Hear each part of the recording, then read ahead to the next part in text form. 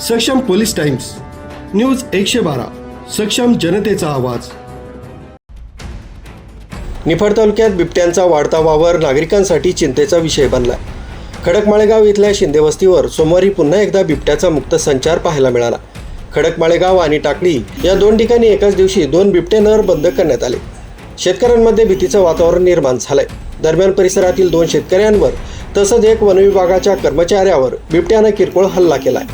खडकमाळेगाव इथल्या शेतकरी रामेश्वर शिंदे यांच्या शेत परिसरात बिबट्या फिरत असल्याचे निदर्शनास येतात स्थानिक शेतकऱ्यांनी प्रसंगावधान राखत मोठ्या शिताफीनं साठवण्यासाठी वापरल्या जाणाऱ्या लोखंडी जाळीच्या साहाय्यानं बिबट्याला पकडून ठेवलं। या घटनेची माहिती मिळताच वनविभागाच्या अधिकाऱ्यांसह रेस्क्यू पथक घटनास्थळी दाखल झालं।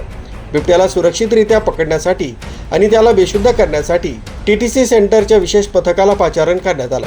बिबट्याला कोणतीही इजा न होता त्याला पकडण्यात आलं। दुसरा बिबट्या टाकळी विंचूर हद्दीतील काळे वस्ती परिसरात आढळून आलाय। या ठिकाणी वनविभाग आणि शेतकऱ्यांनी गस्त ठेवली होती। त्यानंतर शेतकरी आणि वनविभागाच्या मदतीनं बिबट्या जेरबंद करण्यात आला। खडकमाळेगाव आणि परिसरात बिबट्याचा वावर सातत्यानं वाढत असल्यानं ग्रामस्थांमध्ये भीतीचं वातावरण निर्माण झालंय। या भागात बिबट्याची संख्या मोठी असल्याचा दावा स्थानिक नागरिकांकडून करण्यात येतोय। वनविभागानं तातडीने उपाययोजना करून परिसर बिबट्या मुक्त करावा अशी मागणी ग्रामस्थ तसंच शेतकऱ्यांनी केली आहे।